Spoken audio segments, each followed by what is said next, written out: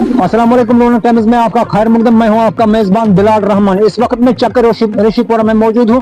ये जो मैं आपको नहर दिखा रहा हूं, तो ये पानी तकरीबन हजारों कनाल जो जमीन है उसको सैराब करते हैं, लेकिन खजाने आमना से जो पैसा निकाला गया मैं आपको बता दूं कि किस तरह निकाला गया। इस बाग के नीचे एक टंकी बनाई गई है, जो बारिश होती है वो उसमें जमा हो जाए, उसके नीचे जो जमीन आएगी जो वो बंजर होने से बच जाएगी। एक नहर यहाँ से इस जमीन के लिए गुजरती है जिसमें पानी का बहाव भी ज्यादा है और ये पानी तकरीबन हजारों कनाल जमीन जो है वो सैराब करती है। लेकिन खजाना आमरा को लूटने के लिए इन्होंने इस बाग के नीचे, इस जमीन के नीचे, इस नहर के नीचे जो जमीन आती है उसमें एक टंकी बनाई है। एक ठेकेदार साहब या ब्लॉक डिपार्टमेंट जो है वो खाली यहाँ पर रुका नहीं है, उन्होंने खाली यहाँ पर टंकी नहीं बनाई है बल्कि उन्होंने और 3 टंकियां यहाँ पर बनाए, वो इस जमीन से ऊपर है, वहां भी पानी है।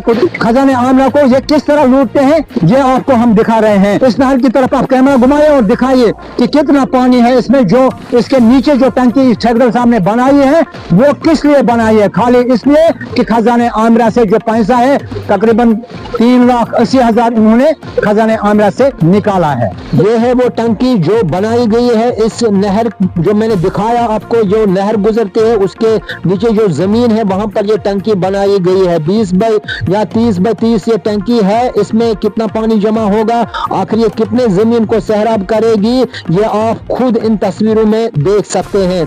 इन्होंने खाली एक टंकी नहीं बल्कि कई टंकियां यहाँ पर बनाई है, कहीं घरों में भी टंकियां इन्होंने बनाई है।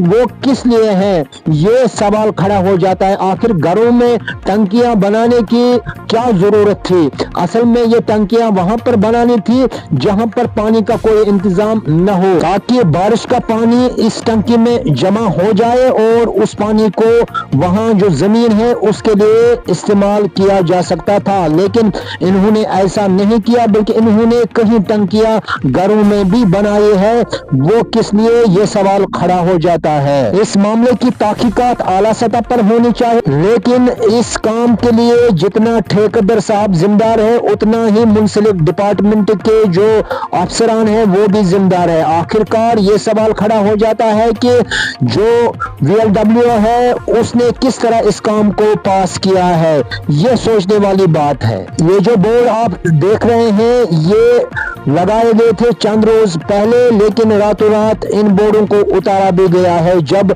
अवाम ने इस पर सवाल खड़े किए हैं कि आखिरकार ये जो दीवार बनाई गई है इस पर ब्लॉक या गवर्नमेंट ऑफिस का बोर्ड क्यों लगाया गया है, आखिर ये बोर्ड क्यों लगाए गए हैं, कैसे लगाए गए हैं, इस बोर्ड के लगाने से के पीछे क्या मंशा थी, और अगर ये बोर्ड लगाए गए तो फिर रातों रात क्यों उतारे गए, ये सवाल खड़ा हो जाता है डिपार्टमेंट पर।